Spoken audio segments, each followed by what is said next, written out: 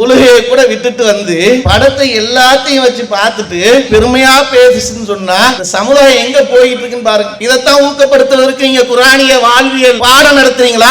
இதைத்தான் இதை சொல்வதற்கு தான் தௌஹீதை பிரச்சாரம் பண்றீங்களா? தாவா பண்ணி நல்லதை சொல்லி சொல்லி கொடுத்துட்டு இருக்கும் போது சைத்தான் பல ரூபத்துல வந்து வழி எடுக்கக்கூடிய ஒரு நிலையை உருவாக்கிட்டு இருக்கான். அதற்காக பாடுபட்டுக்கிட்டு இருக்கோம். அதற்காக ஒவ்வொரு ஊர்லயும் மக்களை நல்வழிப்படுத்துவதற்காக நன்மையின் பக்கம் அழைத்துக் கொண்டு தீமையை விட்டு தடுப்பதற்காக பாடுபட்டுக் கொண்டிருக்கிறோம். இந்த நிகழ்ச்சியை நடத்துறோம்னு சொன்னா சாதாரண விஷயமா? எவ்வளவு உழைப்புகள் எதற்காக? பெருமைக்காகவா? தமிழக அரசு நாளை அழைத்து வந்து எங்களுக்கு மிகப்பெரிய ஒரு அவார்டை கொடுத்துரும், நாளைக்கு எங்களுக்கு வந்து கௌரவப்படுத்தும், நாங்க மௌத்தா போயிட்டா என்ன சிலை வைப்பாங்க என்பதற்காகவா? ஷைத்தான் வந்து வழி எடுத்துக் கொண்டே இருக்கிற அந்த சமுதாயத்தை அல்லாஹ்விடத்தில் அனுமதியை வாங்கி கொண்டு ரத்த நாளங்களில் ஓடிக்கொண்டிருக்கிறான். அவனுக்கு இந்த மார்க்கத்தை ஏகத்துவத்தை சொல்லிக் கொண்டே இருக்கணும். சொல்ல சொல்ல சொல்லத்தான் அவர்களை பண்படுத்த முடியும், பக்குவப்படுத்த முடியும் என்று பாடுபட்டுக் கொண்டிருக்கிறோம். இந்த சமுதாயத்தை நல்லதை நோக்கி அழைத்துக் கொண்டிருக்கிறோம். நல்லதை சொல்றேன் பேரை பேசிட்டு தீமையின் பக்கம் அழைத்தால் இந்த சமுதாயம் எங்க போய் நிற்கும்? அல்லாஹ்வின் நல்லடியார்களே, சகோதர சகோதரிகளே, தமிழ்நாடு தௌஹீத் ஜமாத் திருவள்ளூர் கிழக்கு மாவட்டத்தின் சார்பாக ஏற்பாடு செய்யப்பட்டிருக்கக்கூடிய இந்த மாபெரும் பெண்களுக்கான இஸ்திமாவில் சினிமாவும் சீரியலும் என்ற தலைப்பு இங்கே வழங்கப்பட்டிருக்கின்றது. நாம் ஏற்றிருக்கக்கூடிய இந்த இஸ்லாமிய மார்க்கம் வணக்க வழிபாடுகளை அமல்களை செய்வதை மாத்திரம் சொல்லக்கூடிய ஒரு மார்க்கமானது அல்ல. அது அல்லாமல் இந்த உலகத்தில் இருக்கக்கூடிய மனிதர்கள் அவருடைய ஒழுக்கம் சார்ந்து தனி மனிதனுடைய ஒழுக்கங்கள் எவ்வாறு இருக்க வேண்டும், அந்த ஒழுக்கம் ஒவ்வொரு மனிதரும் விரும்பக்கூடிய ஒன்றாக இருக்கும். மதங்களை கடந்து, கொள்கைகளை கடந்து, கோட்பாடுகள் சித்தாந்தங்களை கடந்து ஒவ்வொரு மனிதரும் மக்களுக்கு மத்தியில் எதை எதிர்பார்ப்பார்கள் என்றால், மனித சமுதாயத்திடம் எதிர்பார்க்கக்கூடியது தனி மனித ஒழுக்கத்தை விரும்பக்கூடியவர்களாக இருப்பாங்க. அதையும் இஸ்லாமிய மார்க்கம் மக்களுக்கு போதிக்கக்கூடிய ஒன்றாக இருக்கின்றது. எந்த அளவுக்கு என்றால், இந்த ஒழுக்கத்தை ஏன் இந்த சமுதாயத்தில் விரும்புவார்கள் என்றால், எந்த ஒரு தவறுகளும் நடக்கக்கூடாது, தவறுகள் இல்லாமல் குற்றங்கள் இல்லாத ஒரு நிலையை விரும்பக்கூடியவர்கள் தான் இந்த ஒழுக்கத்தை எதிர்பார்ப்பார்கள். அப்படி இருக்கும்போது இந்த ஒழுக்கத்தை விரும்பக்கூடியவர்களுக்கு அந்த குற்ற செயல்களில் இருந்து அதை தடுக்கக்கூடிய காரண காரியங்கள் எவையெல்லாம் இருக்கோ அதை முதன்மையாக அந்த தவறுகள் குற்றங்களுக்கு போவதற்கு முன்பாகவே இந்த மார்க்கம் தடை செய்யக்கூடிய ஒழுங்குகளை சொல்லிக் கொடுக்கக்கூடிய ஒன்றாக இருக்கு. அது ஆண்களாக இருந்தாலும் பெண்களாக இருந்தாலும் இந்த மார்க்கம் அதற்கான ஒரு வழிகாட்டுதலை நமக்கு சொல்லி காட்டுகின்றது. அதை அல்லாஹ் திருமறை குர்ஆனில் சொல்லி காட்டுறான்.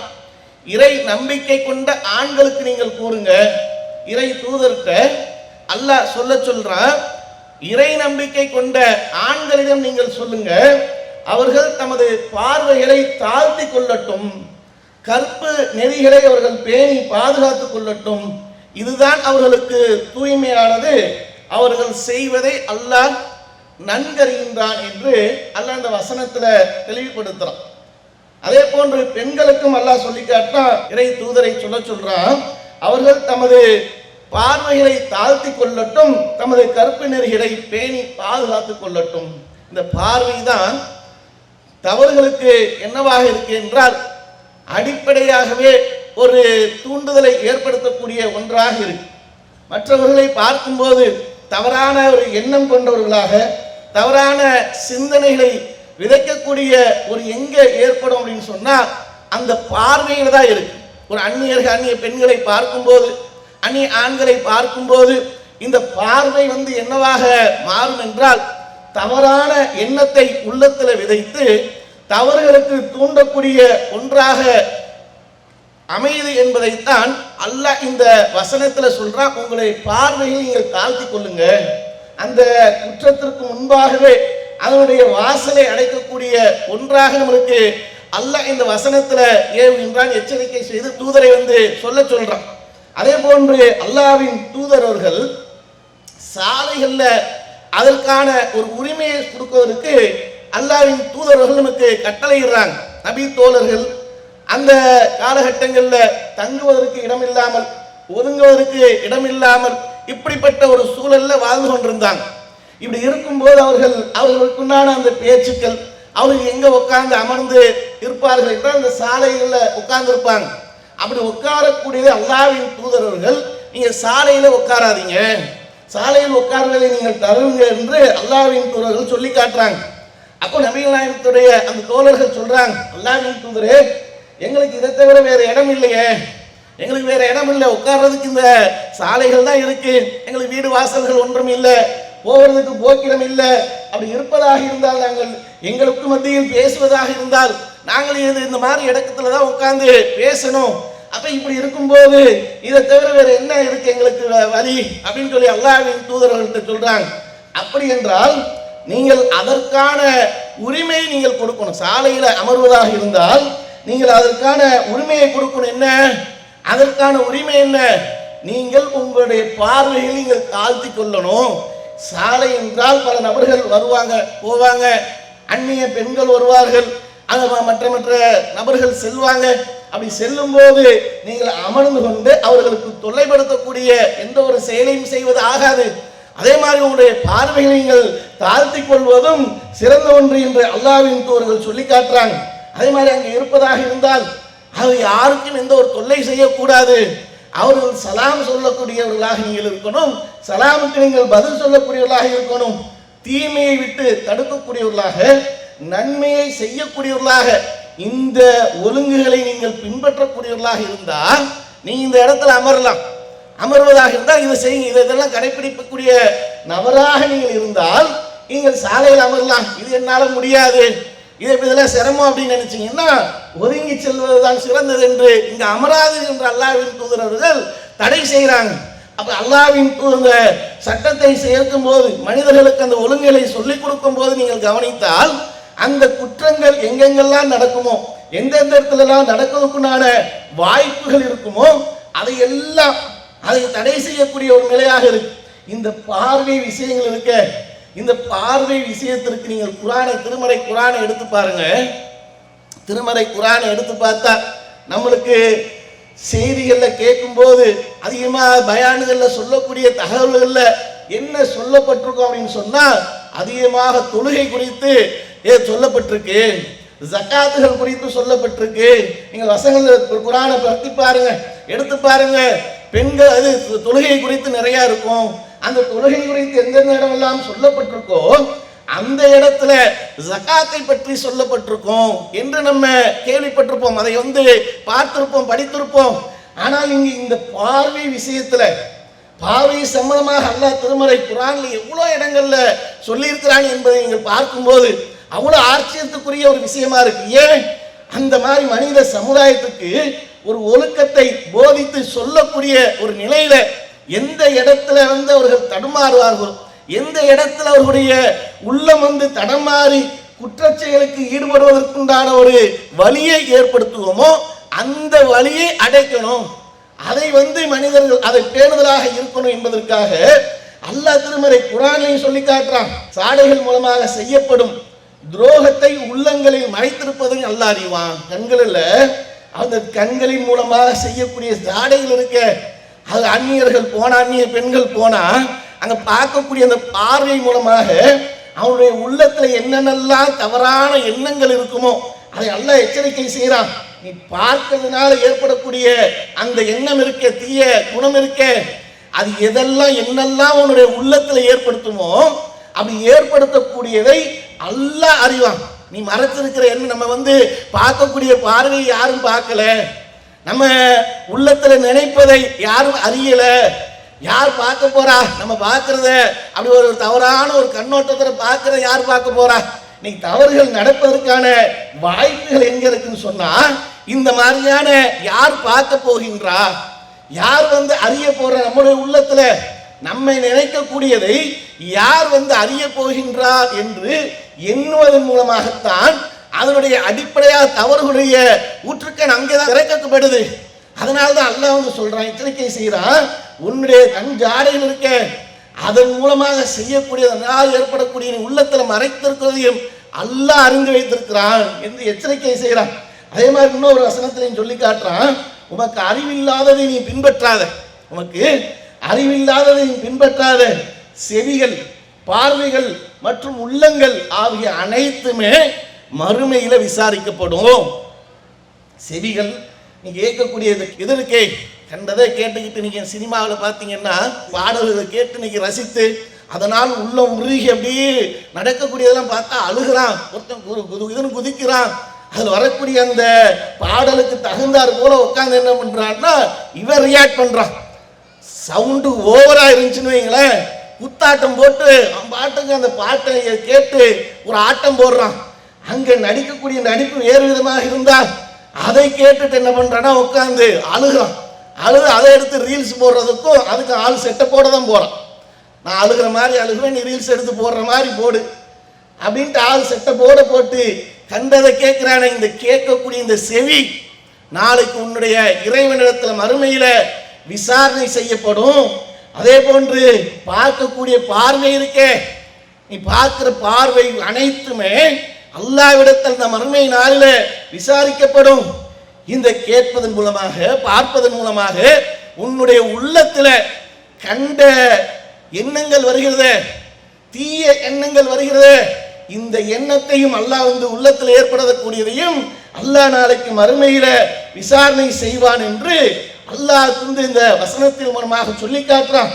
அதே மாதிரி அல்லாஹ் இந்த மாதிரியான விஷயங்கள்ல விரும்பின விடுவதில்லை. நாளைக்கு மறுமையில எந்த அளவுக்கு அல்லாஹ் சொல்லி எச்சரிக்கை செய்யறான்னு சொன்னா, எங்களுக்கு எதிராக எல்லாமே எப்படிப்பட்டதுன்னு சொன்னா, இந்த தோள்கள் நாளைக்கு அல்லாஹ்விடத்துல மறுமையில சாட்சி சொல்லுவோம். தோள்கள் அல்லாஹ்விடத்துல சாட்சி சொல்லும்.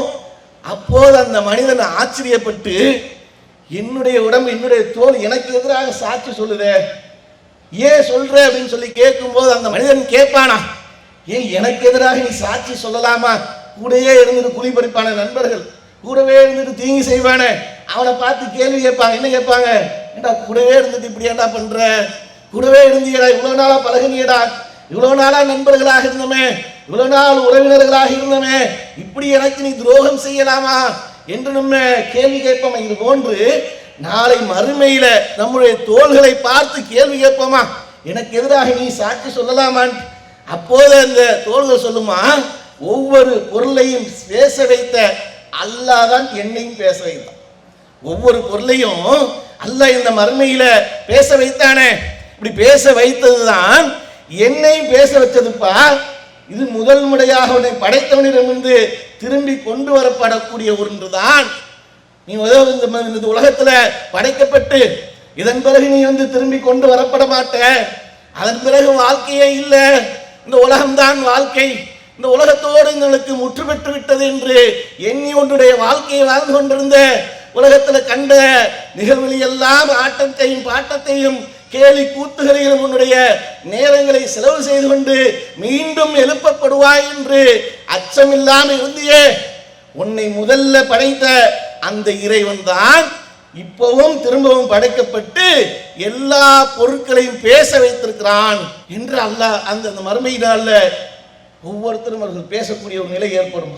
அப்ப அப்படி இருக்கும்போது எந்த அளவுக்குனா நம்மளிடத்துல ஏன் குற்றச்செயல்கள் இன்னைக்கு அதிகரித்துக்கிட்டே இருக்கு. சர்வ சாதாரணமாக இன்னைக்கு பாவங்கள் செய்யக்கூடிய ஒரு சூழல் மனிதர்களிடத்தில் அதிகரித்துக்கிட்டே இருக்கு. ஒரு காலகட்டம் இருந்தது, பாவம் செய்வதற்கு தேடி செல்லக்கூடிய ஒரு சூழல் இருந்தது. பாவம் செய்யணுமா, அவன் தேடி பல கிலோமீட்டருக்கு போகணும், ஒரு சிகரெட் பிடிக்கணும், ஒரு சாராயத்தை குடிக்கணும், ஏதாவது ஒரு தீங்கான செயலை செய்யணும் அப்படின்னு சொன்னா அவன் பயணப்பட்டு பல கிலோமீட்டர் அவன் சென்றுதான் அந்த தீமையை செய்வதற்கு உண்டான ஒரு சூழல் இருந்தது. ஆனா இன்னைக்கு அப்படி இல்லை. இருந்த இடத்துல இருந்தே தீங்கு செய்யக்கூடிய அளவுக்கு பாவங்கள் பெருகி இன்னைக்கு அதிகரித்து கொண்டே இருக்கா இல்லையா? இன்னைக்கு பாவங்கள் அதிகரித்து, இந்த பாவங்கள் அதிகரித்ததற்கான முக்கியமான நோக்கம் என்ன, என்ன காரணம் அப்படின்னு சொன்னா, அதுவும் அல்லாஹ் சொல்லி காட்டுறான். எந்த அளவுக்குன்னு சொன்னா, அவனை கண்கள் பார்க்காது, அவனோ கண்களை பார்க்கின்றான், அவன் நுட்பமானவன்.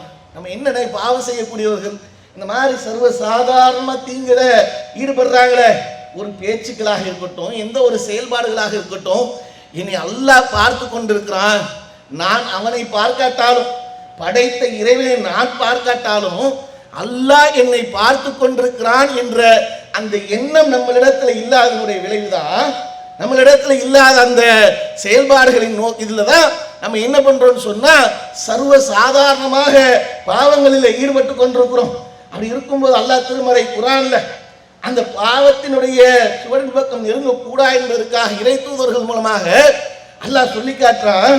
உங்கள் இறைவன் உங்களுக்கு எதை தடுத்திருக்கிறான் என்பதை எடுத்துறீங்க நபியே, நீங்கள் எடுத்துறீங்கன்னு சொல்லிட்டு, நீங்கள் அவனுக்கு அல்லாஹ்வுக்கு இணை வைக்காத, அல்லாஹ்விற்கு இணை வைக்காத, பெற்றோருக்கு நீ உபகாரம் செய்ய, அவர்களுக்கு நன்மை செய்ய, அவர்கள் தீங்கு செய்யாத, அவர்களை சபிக்காத, துன்புறுத்தாத என்று சொல்லிட்டு, வறுமையின் காரணமாக உன்னுடைய பிள்ளைகளை நீ கொலை செய்யாத, நாமோ உங்களுக்கு அவர்களுக்கும் உணவளிக்கிறோம். மானக்கேடான செயல்களை விட்டு வெளிப்படையானதை மறைமுகமானதை விட்டு நீ விலகிக்கொள்.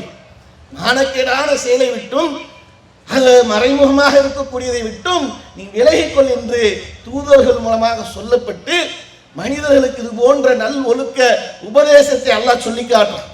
அதே மாதிரி இந்த பேச்சுக்களுடைய ஒழுங்குகள் இருக்கே, நம்ம மக்களிடத்துல இல்லாத ஒன்று என்னன்னு சொன்னா, இந்த பேச்சின் ஒழுங்குகளை பேணுவதே இல்லை.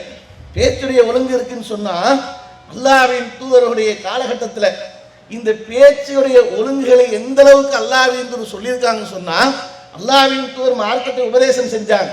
அல்லாஹ்வின் தூதர் இந்த மார்க்கத்தை மக்களுக்கு எடுத்துரைத்தாங்க. வணக்கத்துக்குரியவன் அல்லாஹ்வை தவிர வேறு யாரும் இல்லை, வணங்குவதற்கு தகுதியான அல்லாஹ் மட்டும்தான் என்ற ஓரிரை கொள்கையின் பக்கம் அல்லாஹ்வின் தூதர் அழைத்து அந்த மார்க்கத்தை அவர்கள் ஏற்றுக்கொண்டு அதன்பால் ஈர்க்கப்பட்டு வந்தார்களே. அப்படி வரக்கூடிய அந்த மக்களிடத்துல அல்லாஹ்வின் தூதர்கள் உறுதிமொழி வாங்குவாங்க, பையத் பெறுவாங்க, உறுதிமொழி வாங்குவாங்க. எந்த அளவுக்கு உறுதிமொழி வாங்குவாங்கன்னு சொன்னா, இன்பத்திலும் துன்பத்திலும் விருப்பு வெறுப்பிலும் எங்களை விட யாருக்கு நாங்கள் முன்னுரிமை அளிக்கப்படும் போதும், எந்த ஒரு விருப்பு வெறுப்பெல்லாம் இருக்கட்டும், முன்னுரிமை அளிக்கப்படக்கூடிய வெறுப்பு வெறுப்பு இருந்தாலும் சரி, எங்களை விட மற்றவர்களுக்கு நீங்கள் முன்னுரிமை அளித்தால் தலைமையின் கட்டளையை செவியேற்று நாங்கள் கீழ்ப்படிந்து நடப்போம் என்று நீங்கள் உறுதிமொழி கொடுங்க என்று அல்லாஹ்வின் தூதர்கள் ஒரு உறுதிமொழியை வாங்குவாங்க. அதிகாரத்தில் இருக்கக்கூடியவர்கள் எப்படிப்பட்ட ஒன்றாக இருந்தாலும் சரி, அவர்களுக்கு மத்தியில் நாங்கள் என்ன பண்ண மாட்டோம், அந்த பதவிக்காக பட்டத்துக்காக நான் அதிகாரத்தில் உட்காரணும் என்று நான் சண்டையிட மாட்டேன் என்று நீங்கள் சொல்லுங்கள் என்று அதையும் அல்லாஹ்வின் தூதர் உறுதிமொழி வாங்குவாங்க. அடுத்ததாக இஸ்லாத்தை ஏற்று வந்த நபர்களிடத்தில் உறுதிமொழி வாங்குவதாக இருந்தால் அல்லாஹ்வின் தூதர் சில விஷயங்களை மாத்திரம்தான் உறுதிமொழி வாங்குவாங்க.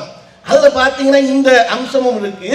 நாங்கள் எங்கே இருந்தாலும் சரி, நாங்கள் எங்கே இருந்தாலும் எப்படி இருந்தாலும் சரி, உண்மை மட்டும்தான் பேசுவோம், பொய் பேச மாட்டோம், அவதூறு பேச மாட்டோம், அநியாயமா பேச மாட்டோம், உண்மைதான் பேசுவோம் என்று நீங்கள் என்ன பண்ணுங்க, உறுதிமொழி கொடுங்கன்னு சொல்லி அல்லாஹ்வின் தூதர் ஒரு இடத்துல இந்த பேச்சுடைய ஒழுங்குகளையும் இஸ்லாத்தை ஏற்று வரக்கூடிய மக்களிடத்தில் உறுதிமொழியை வாங்குறாங்க.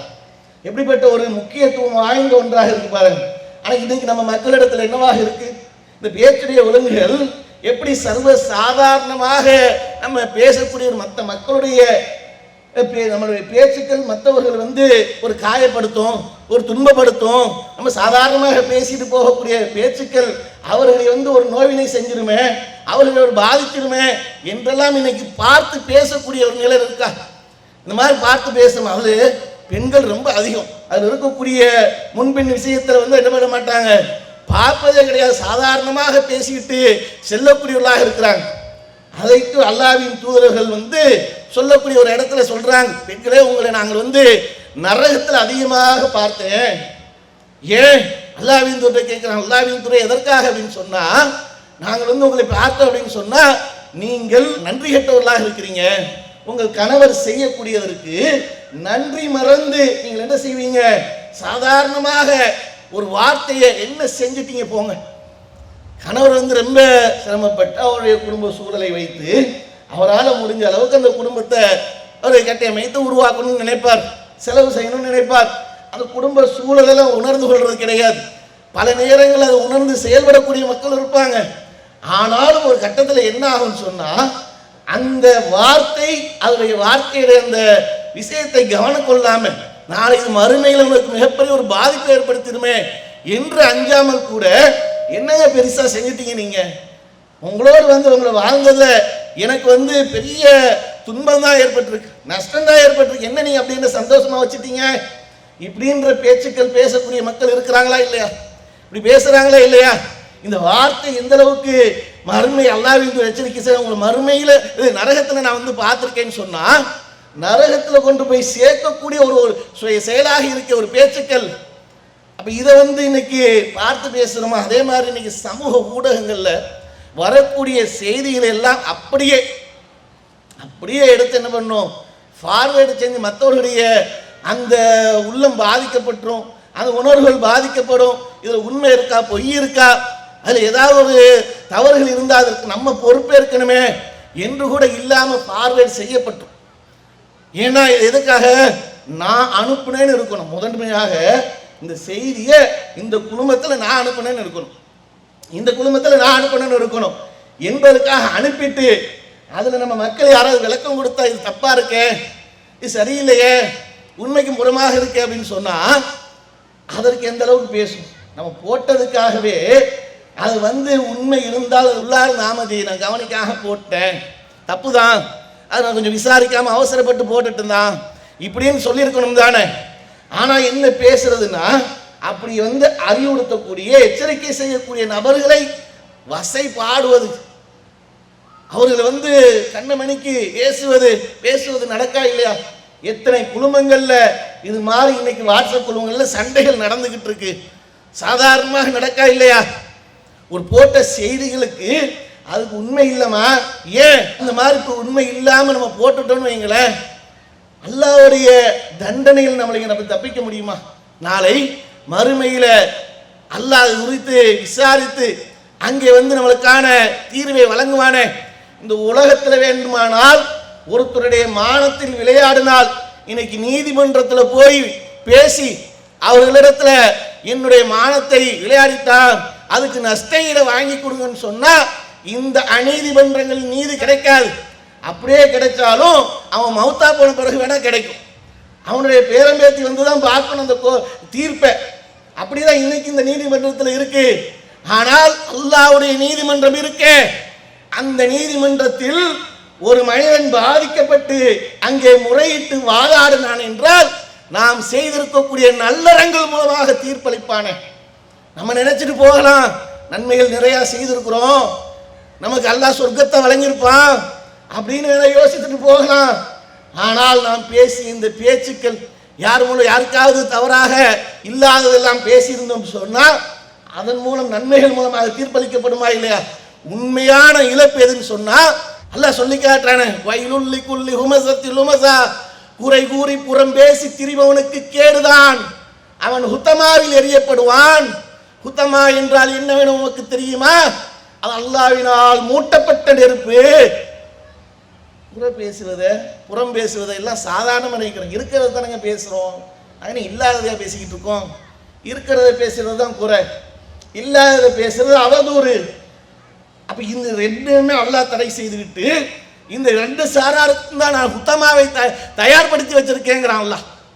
அப்போ இந்த பேச்சுடைய ஒழுங்குகளுக்கு எந்த அளவுக்கு மார்க்கம் முன்னுரிமை வழங்கியிருக்கு, அதே நேரத்தில் இது எந்த அளவுக்கு நம்மளுக்கு பாதுகாக்கக்கூடிய ஒன்றாக இருக்குன்னு சொன்னால் அல்லாஹ்வின் தூதர் அவர்கள் நீங்கள் சிறு பேரித்தம்பலம் துண்டையேனும் நீங்கள் தர்மம் செய்து நரக நெருப்பிலிருந்து உங்களை பாதுகாத்துக் கொள்ளுங்க என்று அல்லாஹ்வின் தூதர் சொல்றாங்க. அதற்கு வழி இல்லையா? ஒரு சிறு பேரித்தம்பலம் துண்டை நீங்க வந்து தர்மம் செய்வதற்கு வழி இல்லை அப்படின்னு சொன்னா நீங்கள் நல்ல இனிய சொல்லை சொல்லி அதன் மூலம் நரக நெருப்பிலிருந்து உங்களை நீங்கள் பாதுகாத்துக் கொள்ளுங்க. நல்ல சொல்வது நாளைக்கு மறுமையில நரக நெருப்பிலிருந்து பாதுகாக்கக்கூடிய கேடயம் என்று அல்லாஹ்வின் தூதரவர்கள் நம்மளுக்கு சொல்லி காட்டுறாங்கன்னு சொன்னா எவ்வளோ ஒரு மார்க்க நூல்களுடைய பேச்சுடைய ஒழுங்குகளை நம்மளுக்கு கற்றுக் கொடுக்கும். இது எந்த அளவுக்கு பாதிப்பையும் பாதுகாப்பையும் கொடுக்கும் என்று மார்க்கம் சொல்லியிருக்கு. இதை நம்ம பேணக்கூடிய நபர்களாக இருக்க வேண்டும். அதே மாதிரி சிரிப்புடைய ஒழுங்குகளை கூட சொல்லுது மார்க்கம். சிரிக்கக்கூடியது இருக்குல்ல, நம்ம எதாவது பார்த்தா காமெடியாக பேசுனா, யாரையாவது ஒரு கிழிவாக பேசுனா அதை உட்காந்து சிரிச்சிடுவோம். யாரையாவது மட்டமாக பேசணும்னு வைங்களேன், உட்காந்து சிரிச்சிடுவோம். இப்படி சிரிக்கிறது அதன் மூலம் அவருக்கு எவ்வளோ பாதிப்பு ஏற்படும், அவருடைய உள்ள எவ்வளோ சங்கடப்படும். அதை பொருட்படுத்தாமல் ஏதாவது ஒருத்தர் இருக்கக்கூடிய குறையை சொல்லிட்டோன்னு வைங்களேன், அதை சிரித்து அந்த இடத்துல அவரை அவமானப்படுத்தணும். இப்படிப்பட்ட ஒன்றை கூட சிரிப்புடைய ஒழுங்குகளை மார்க்க நூலுக்கு சொல்லி காட்டுது. அல்லாஹ்வின் தூதர் சொல்றாங்க, அதிகமாக சிரிக்காதீங்க. ஏனென்றால் அது சிரிப்பது உங்களுடைய உள்ளத்தை மரணிக்க செய்திடும்.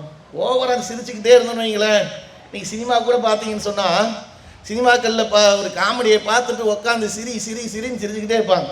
ட்ரெயினில் நம்ம போயிட்டு போவோம், பஸ்ஸில் போவோம், பார்த்தா ஹெட்ஃபோனை காதில் மாட்டிக்கிட்டு திடீர்னு பக்கத்தில் உட்காந்து திடீர்னு சிரிப்பான். பார்த்தா நம்மளுக்கு பயந்துடும், ஏன்டா சிரிச்சா என்னடான்னு தெரியல. பார்த்தா உட்காந்து காமெடியை பார்த்து சிரிச்சுக்கிட்டு போகக்கூடிய ஒரு மணி நேரமும் அந்த 1 மணி நேரம் சிரிச்சுக்கிட்டே இருப்பான். லூஸ் பக்கத்துலேருந்து உட்காந்துட்டோமா, நம்ம எதுவும் இடத்த மாற்றிடுவோமா அப்படின்னு பார்த்தா அங்கே என்ன நடந்துக்கிட்டுன்னா காமெடியை பார்த்து உட்காந்து சிரிச்சுக்கிட்டே இருக்குது. இதே அல்லாஹ்வின் சொல்கிறாங்க, நீங்கள் அதிகமாக சிரிக்காதீங்க, அதிகமாக சிரிச்சா உங்களுடைய உள்ளத்தை மரணிக்க செய்திடும் என்று அல்லாஹ்வின் சொல்லிட்டு அதே மாதிரி சொல்கிறாங்க, எவன் பிற கூட்டத்தை சிரிக்க வைக்க வேண்டும் என்பதற்காக, மற்றவங்களை கூட்டத்தை சிரிக்க வைக்கணுன்றதுக்காக பொய்யை சொல்லி யார் சிரிக்க வைக்கிறாங்களோ அவனுக்கு கேடுதான். நீ மக்களை சிரிக்க வைக்கணும், ஒரு 4 பேர் சேர்ந்துட்டோன்னு வைங்களேன், ஒரு 5 பேர் சேர்ந்துட்டோம், ஒன்றா இருக்கிறோம், நண்பர்களோடு இருக்கிறோம் அப்படின்னு சொன்னால் அந்த கூட்டத்தை கலகலப்பாக கொண்டு போகிறது என்னால் மட்டும்தான் முடியும். நான் அதில் ரொம்ப திறமை படைச்சவன், நான் என்னால் அப்படி அப்படியே எல்லாத்தையும் நண்பர்களை எல்லாம் தோழிகளை எல்லாம் நான் ரொம்ப சிரிக்க வச்சிருவேன் அப்படின்ட்டு உண்மைக்கு புறம்பா இல்லாததை, ஒன்றுமே இல்லாத நடக்காத விஷயத்தை சொல்லி யார் பொய்யான செய்தியை சொல்லி சிரிக்க வைக்கின்றார்களோ அவர்களுக்கு கேடுன்ட்டாங்க அல்லாஹ்வின் தூதர்கள். அப்படி செய்யக்கூடாது அப்படின்னு சொல்லி அல்லாஹ்வின் சொல்கிறாங்கன்னு சொன்னால் சிரிப்புடைய ஒழுங்குகளை நம்மளுக்கு சொல்லி காட்டும். இந்த மாதிரியான தீமைகள் விஷயங்களில் சிரிக்கிறத பொய்யா சிரிக்க வைக்கணுன்றதை எங்கேருந்து நம்ம கற்றுக்கொள்கிறோம்? தவறான பார்வைகளை பார்க்கக்கூடியதை எங்கேருந்து கற்றுக்கொள்கிறோம்? தவறான பேச்சுக்கள் பேசக்கூடியதை எங்கேருந்து கற்றுக்கொள்கிறோம் அப்படின்னு சொன்னால் இவை அனைத்துக்குமே அடிப்படை சினிமாவாக தான் இருக்கு. ஏன் உங்கள் வாப்பா அது மாதிரி சொல்லி கொடுத்தாங்களா? வீட்டில் பெரியவங்க இது மாதிரி சொல்லி கொடுத்தாங்களா? இல்லை படிக்க போன இடத்துல உங்கள் ஆசிரியர்கள் யாராவது இப்படி தவறான பார்வையில் பார்க்கணும் எங்கேயாவது சொல்லி கொடுக்கப்பட்டிருக்குமா? உலகத்தில் இது மாதிரி எந்த இடத்துல எந்த வீட்டிலையாவது மார்க்கத்தை பேணாத ஒழுக்கம் இல்லாத ஒரு குடும்பமாக இருந்தால் கூட இப்படி சொல்லிக் கொடுக்க மாட்டாங்க. அப்போ தானே நம்ம மார்க்கம் சார்ந்து பேசக்கூடியதில் இருந்தால் மார்க்கத்தை பற்றி பேசலாம். மார்க்கம் இல்லாமல் அல்லாஹ்வுடைய அச்சம் இல்லை, அல்லாஹ்வுடைய பயம் இல்லை, மறுமையை பற்றியான சிந்தனை இல்லை, நம்ம இன்னைக்கு உலகத்தில் மறந்துச்சுட்டா நாளை நம்ம திரும்ப எழுப்பப்படுவோம், எழுப்பி ஒவ்வொருத்தருக்கும் விசாரணை உண்டு இப்படின்னு நம்பாத மக்கள் இருக்காங்களே, இப்படி நம்பாத மக்களிடத்திலேயாவது அவருடைய குடும்பத்தில் தவறான பார்வையை பார்ப்பதற்கு யாராவது சொல்லிக் கொடுப்பாங்களா? தவறான பேச்சுக்களை பேசுவதற்கு எங்கேயாவது சொல்லிக் கொடுப்பாங்களா? தவறான அடுத்தவர்களை இழிவுபடுத்தக்கூடிய அளவுக்கு நீ செயலை செஞ்சு சிரிப்பா பொய்ய சொல்லுப்பா, ஆனால் அந்த இடத்த சிரிப்போடு வைத்திருக்கக்கூடியது ஒரு பொய்ய சொல்லியாவது வச்சு இப்படி ஏதாவது சொல்லிக் கொடுப்பாங்களா?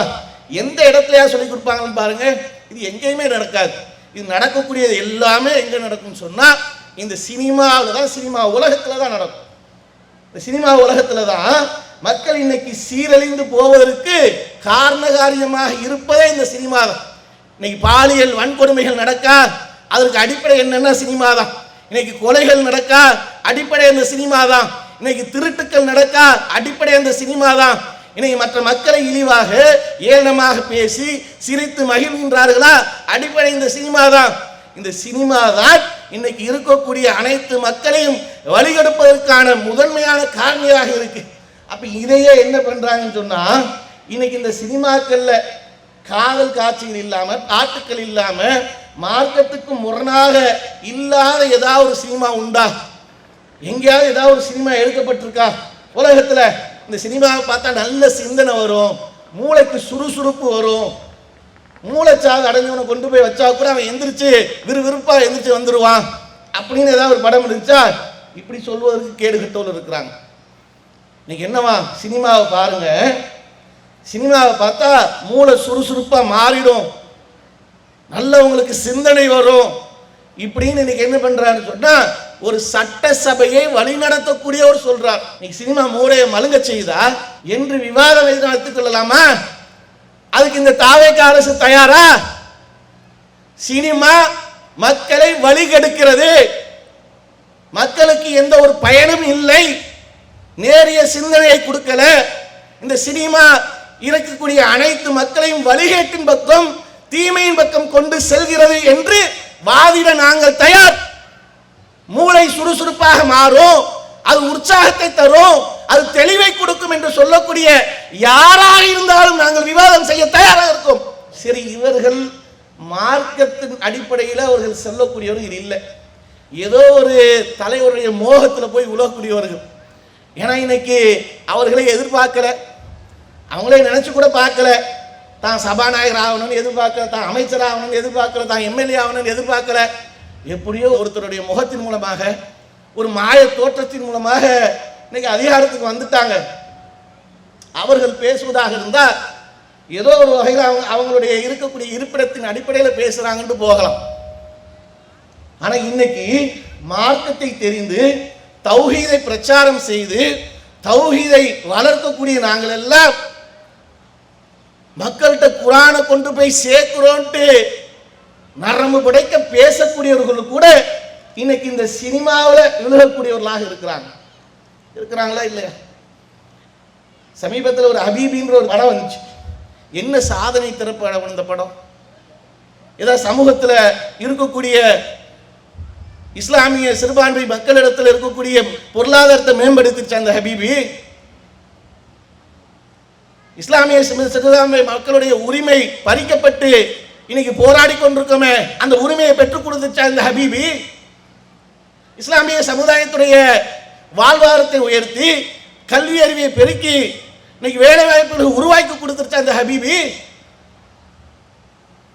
இதற்கு ஒரு அறிஞர் சொல்றார், என்ன சொல்றாருன்னா, ஆஹா அருமையான படம், வரவேற்கக்கூடிய படம், இது மாதிரி படம் எடுத்தா அல்லாஹ்வின் தூதர் நன்மையான விஷயங்கள் இருக்குல்ல, நன்மைக்கு ஆர்வப்படுத்துறதுக்காக யார் ஒரு அழகிய முன்மாதிரியை தோற்றுவிக்கின்றார்களோ, அவர்கள் செய்கின்றார்கள், நன்மையை செய்கின்றார்களோ, முதன்மையாக செய்யக்கூடியவர்களுக்கு அதற்குரிய அதை பார்த்து பின்பற்றக்கூடியவர்களுக்கு அந்த நன்மை கிடைக்கும். தீமைக்கும் அல்லாஹ் என்று சொல்றாங்க, யார் தீமை செய்கின்றாரோ அந்த தீமையை பார்த்து யார் அதை செய்கின்றார்களோ அதற்குரிய கூலி அல்லாஹ் கொடுப்பான்ட்டு அல்லாஹ் என்று சொல்றாங்க. இந்த ஹதீஸை வச்சு நான் தௌஹீது பிரச்சாரகர், நான் தௌஹீதை நாங்கள் பேசிக்கிட்டு இருக்கோம், மக்களை குர்ஆனிய வழியில் நாங்கள் வளர்க்க போறோம் என்று பேசக்கூடியவர்கள் என்ன பண்றாங்கன்னு சொன்னா, நீங்க சினிமா எடுங்க ஊக்கப்படுத்துறாங்களாம்.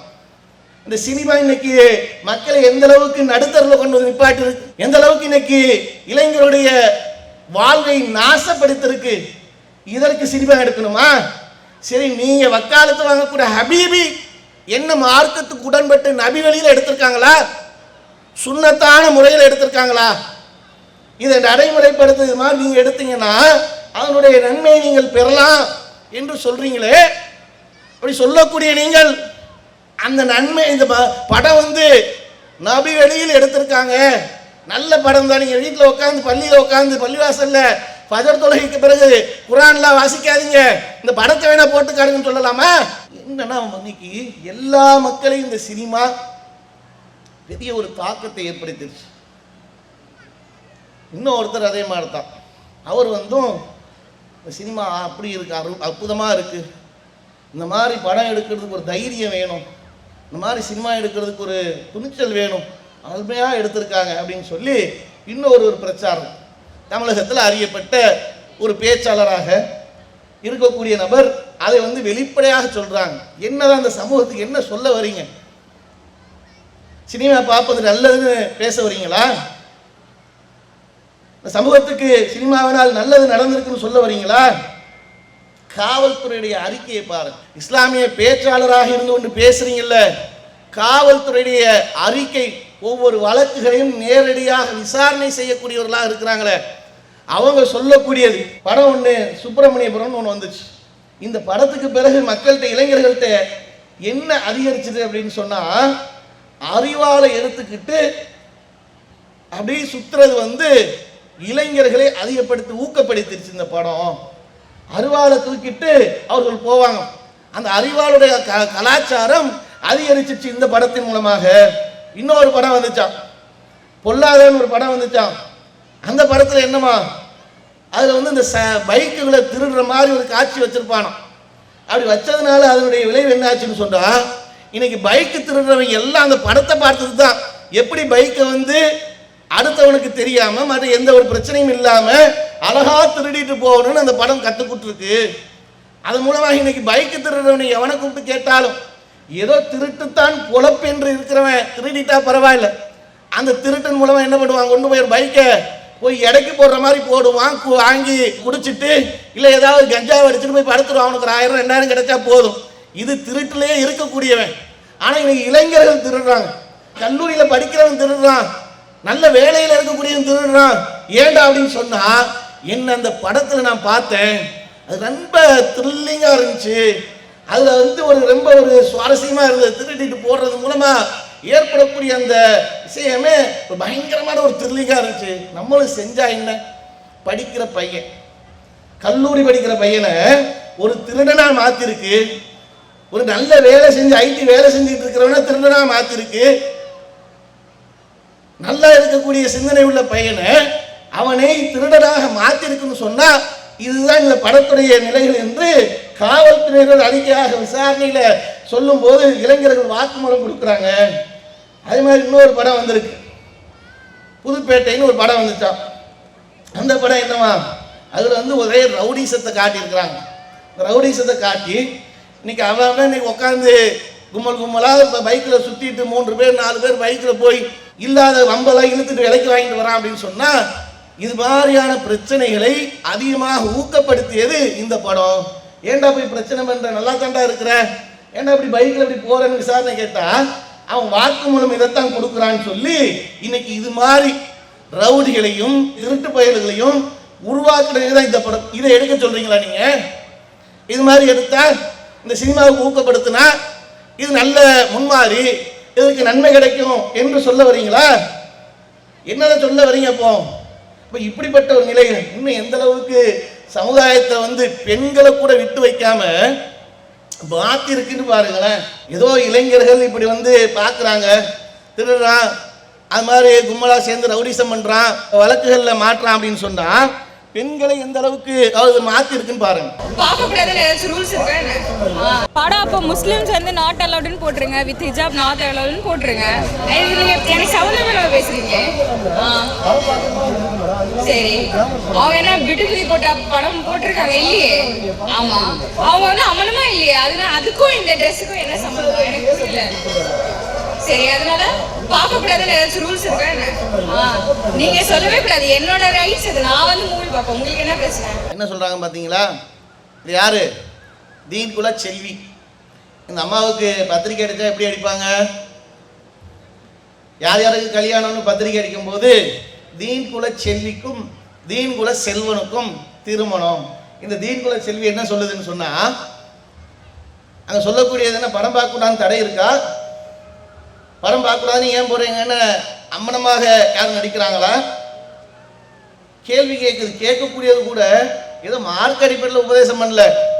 அவர் ஒரு நாகரிகமா மாற்று மத சகோதரர் அவர் கேட்குறாரு, ஏமா நீ ஹிஜாப் அணிஞ்சிட்டு வந்திருக்கிய, இஸ்லாமியர்கள் இப்படிலாம் படம் பார்க்கறதுக்கு இப்படி வரமாட்டாங்களே, அப்படி வராத இடத்துல நீ வந்திருக்கிய அப்படின்னு சொல்லி கேட்குறாங்க. ஏன் அப்போ நீ ஏன் படத்தை வெளியிடுறீங்க? படத்தை ஏன் போடுறீங்க? அம்மனமாக நடிச்சுக்கிட்டு இருக்காங்கன்ட்டு இன்னைக்கு இந்த சினிமாவிற்கு வக்காலத்து வாங்கிட்டு நீ அந்த அந்தமாக பேசுதுன்னு சொன்னால் இந்த சமுதாயத்தை எந்த அளவுக்கு வழிகெடுத்துருக்குன்னு பார்த்தீங்களா இல்லையா? எங்கே கொண்டு போய் நிப்பாட்டி இருக்கு பார்த்துறீங்களா இல்லையா? இது மட்டும் இல்ல, போட்டு அழகா இருந்துச்சு படம், பார்க்க இன்ட்ரெஸ்டா இருந்துச்சு. அவர் பார்க்க எனக்கு ரொம்ப பிடிச்சிச்சு படம். ஜாலியா பார்த்தேன். அண்ணாச்சிக்காண்டிகள் பார்த்தேன். நல்லா ரொம்ப படம் எனக்கு ரொம்ப பிடிச்சிச்சு. என்னமோ நினைச்சேன் வெள்ளிக்கிழமை தொழில் மிஸ் பண்ணி வந்து படம் பார்த்தேன். அல்லாவுக்கு நன்றி, உங்களுக்கு நன்றி. போங்க, படம் சூப்பரா இருந்துச்சு, நல்லா ஓடும் படம். மகளுக்காக எவ்வளவு ஒரு இதா இருக்காரு படம். நல்ல ஒரு மகளுக்காக ஆர்வமா படம் நல்லா இருக்கு. என்னவா படம் ரொம்ப நல்லா இருந்துச்சு. யாருக்காக வந்தீங்க? நான் அண்ணாச்சிக்காக வந்தேன். நான் வெள்ளிக்கிழமை தொழுகை கூட விட்டுட்டு வந்தேன். படம் நல்லா இருந்துச்சு, அல்ஹம்துலில்லாஹ். எதுக்கு அல்ஹம்துலில்லாஹ்மா? படம் நல்லா இருந்துச்சு, அல்ஹம்துலில்லாஹ். அல்லாவுக்கு நன்றி, உங்களுக்கு நன்றி. படம் நல்லா ஓடும். யார் சொல்கிறது? குடும்பத்தோடு வந்து கூத்தடிச்சிட்டு நம்ம சொல்லுது நான் வெள்ளிக்கிழமை தொழுகையை கூட விட்டுட்டு வந்துட்டேன். தொழுகையை கூட விட்டுட்டு வந்து படத்தை எல்லாத்தையும் வச்சு பார்த்துட்டு நான் தொழுகையை விட்டுட்டு வந்தது அதையும் பெருமையாக பேசுச்சுன்னு சொன்னால் இந்த சமுதாயம் எங்கே போய்கிட்டு இருக்குன்னு பாருங்க. இந்த சமுதாயத்துடைய போக்குகள் எங்கே சென்று கொண்டிருக்கு? இதைத்தான் ஊக்கப்படுத்துவதற்கு இங்கே குரானிய வாழ்வியல் பாடம் நடத்துறீங்களா? இதை சொல்வதற்குத்தான் தௌஹீதை பிரச்சாரம் பண்றீங்களா? தாவா பண்ணி நல்லதை சொல்லி சொல்லி கொடுத்துக்கிட்டு இருக்கும்போது ஷைத்தான் பல ரூபத்தில் வந்து வழிகெடுக்கக்கூடிய ஒரு நிலையை உருவாக்கிட்டு இருக்கிறான். அதற்காக பாடுபட்டுக்கிட்டு இருக்கோம். அதற்காக ஒவ்வொரு ஊர்லையும் மக்களை நல்வழிப்படுத்துவதற்காக நன்மையின் பக்கம் அழைத்துக் கொண்டு தீமையை விட்டு தடுப்பதற்காக ஒவ்வொரு நிர்வாகிகளும் பாடுபட்டு கொண்டிருக்கிறோம். இந்த நிகழ்ச்சியை நடத்துறோம்னு சொன்னா சாதாரண விஷயமா? எவ்வளவு உழைப்புகள், எவ்வளவு பாடுபடுறோம். எதற்காக? பெருமைக்காகவா? தமிழக அரசு நாளை அழைத்து வந்து எங்களுக்கு மிகப்பெரிய ஒரு அவார்டை கொடுத்துரும், நாளைக்கு எங்களுக்கு வந்து கௌரவப்படுத்தும், நாங்க மௌத்தா போயிட்டா என்ன சிலை வைப்பாங்க என்பதற்காகவா? ஷைத்தான் வந்து வழி எடுத்துக் கொண்டே இருக்கிற அந்த சமுதாயத்தை அல்லாஹ்விடத்தில் அனுமதியை வாங்கி கொண்டு ரத்த நாளங்களில் ஓடிக்கொண்டிருக்கிறான். அவனுக்கு இந்த மார்க்கத்தை ஏகத்துவத்தை சொல்லிக் கொண்டே இருக்கணும். சொல்ல சொல்ல சொல்லத்தான் இவர்களை பண்படுத்த முடியும், பக்குவப்படுத்த முடியும் என்று பாடுபட்டு கொண்டிருக்கிறோம். இந்த சமுதாயத்தை நல்லதை நோக்கி அழைத்துக் கொண்டிருக்கிறோம். நல்லது செய்யாட்டாலும் பரவாயில்லை, வாய் மூடி மௌனியாக இருந்தால் அதற்கு நன்மை. நாளைக்கு நரகத்திலிருந்து பாதுகாக்குன்றாங்க அல்லாஹ்வின் தூதர் அவர்கள். நல்லதை சொல்றேன் பேரை பேசிக்கிட்டு தீமையின் பக்கம் அழைத்தால் இந்த சமுதாயம் எங்க போய் நிற்கும்? இது மட்டுமா? இதோட இன்னும் சூப்பரா ஒண்ணு இருக்கு பாருங்க. ஃபுல் அண்ட் ஃபுல் என் வீட்டுக்கார சப்போர்ட். ஏன்னா வீட்டுக்காரட்ட சொன்னீங்களா எனக்கு அப்பா அம்மா விட எனக்கு விஜய் தான் முக்கியம். எனக்கு வீட்டுக்கார விட விஜய் தான் பிடிக்கும். அவருக்கே தெரியும், அவருக்கே அது தெரியும். ஆமா, என் பிள்ளைங்கள்ட்ட எல்லாமே அம்மாவுக்கு யாரை பிடிக்கும் அப்படின்னு கேட்டா உனக்கு விஜய் தான் பிடிக்கும், விஜய் மாமா தானே உனக்கு பிடிக்கும். என் பையனுக்கு 5 வயசு தான் ஆகுது. அவனே சொல்லுவான் உனக்கு விஜய் மாமா தானே பிடிக்கும், எங்கெல்லாம் அப்புறமா தானே பிடிக்கும், அப்படியே நீ எங்களை பெத்த. இது ரொம்ப ஹைலைட். யாரை உங்களுக்கு பிடிக்கும்னு சொன்னா விஜயை தான் பிடிக்கும், விஜயை தான் பிடிக்கும்னு சொன்னா இப்போ உங்க கணவர் எங்க வீட்டுக்காரே எனக்கு தெரியும் கொஞ்சம் கூட ஒரு கூச்சநாச்சம் கிடையாம சமூக வலைத்தளங்களில் பேசுகிறோமே, இது எந்த அளவுக்கு உலகத்துக்கு போய் செல்லும்? நம்முடைய மானம் என்னாகும்? நம்முடைய கண்ணியம் என்னாகும்? நம்ம இதை தடுக்க முடிஞ்சா கூட இதை தடுக்க முடியுமா? இது உலகமெல்லாம் போகுமே. ஒரு நடிகனுக்காக, ஒரு கூத்தாடிக்காக கணவரை விட அவனைத்தான் எனக்கு பிடிக்கும்னு சொன்னா அதை பெருமையா வந்து உலகத்துக்கு சொல்லுதே. தன்னுடைய கணவனை விட கூத்தாடிகள் தான் பிடிக்கும் என்று சொல்லும் அளவுக்குத்தான் இன்னைக்கு பெண்களையும் விட்டு வைக்காமல் இந்த சினிமா சீரழித்து இருக்கிறது. ஆகையால் நமக்கு இஸ்லாமிய சமுதாய மக்கள் உணர்ந்து கொள்ளணும். மூமீன்களாக இருக்கக்கூடிய நாம் நம்ம இதையெல்லாம் விட்டு பாதுகாப்பு பெற வேண்டும் என்றால் நம்மளிடத்தில் இருக்கக்கூடிய முக்கியமான அனைத்து தீங்குகளை விட்டும் தடுக்கக்கூடிய ஒன்று இறையச்சம் இருக்கும். இறையச்சம் இருந்தால்தான் நம்மளிடத்தில் இருக்கக்கூடிய எந்த ஒரு தவறுகள் நம்மளை அந்தாது. ஏன் அப்படின்னு சொன்னா இறைவனுடைய அந்த பயம் இருந்துச்சு என்றால் நம்ம எந்த ஒரு தவறுகள் செய்வதாக இருந்தாலும் அல்லாஹ் என்னை பார்த்துக்கிட்டு இருக்கிறான், அல்லாஹ்வுடைய அந்த அச்சம் இப்படி இந்த பார்த்து கொள்ள இருக்கிறான் என்ற அச்சம் இருந்தால் நம்மை நாம் பாதுகாத்துக் கொள்ள முடியும், இந்த தீங்குகளிலிருந்து விலகிக் கொள்ள முடியும். அப்படி விலகி இருந்தோம் என்றால் இறையச்சவாதிகளாக இருந்தால் இதற்கென்று அல்லாஹ் சுவனத்தில் மிகப்பெரிய தர்ஜாக்களை வைத்திருக்கிறான். இறையச்சம் உடையவர்களுக்கு 2 சொர்க்க சோலைகளை தயார்படுத்தி வைத்திருக்கிறாங்க. சாதாரணம் இல்லை, 2 சொர்க்க சோலைகளை தயார்படுத்தி வைத்திருக்கிறேன் என்றால் அந்த சொர்க்கத்தில் மிகப்பெரிய ஒரு கண்ணியமும் மிகப்பெரிய ஒரு பாதுகாப்பும் இருக்கிறதாக அல்லாஹ் திருமறை குர்ஆன்ல சொல்லி காட்டுகின்றான். ஆகையால் நம்மளிடத்தில் இருக்கக்கூடிய அந்த பண்புகள்ல இஸ்லாம் சொல்லி இருக்கக்கூடிய அனைத்து பண்புகளையும் பேடி அந்த தீங்குகளை விட்டு பாதுகாக்கிறதுக்கு இறையச்சத்தையும் உள்ளத்தில் ஏந்தியவர்களாக இருந்தோம் என்றால் அனைத்து விதமான தீங்குகளை விட்டும் பாதுகாக்க முடியும். அப்படி பாதுகாப்பு பெற்ற சமுதாயமாக வல்ல நாயன் நம் அனைவரையும் ஆக்கி அருள்விழான பிரார்த்தித்தனது உரையை நிறைவு செய்கின்றேன். வாஹிதான அல்ஹம்துலில்லாஹி ரப்பில் ஆலமீன். அஸ்ஸலாமு அலைக்கும். அல்லாஹு அக்பர், அல்லாஹு அக்பர்.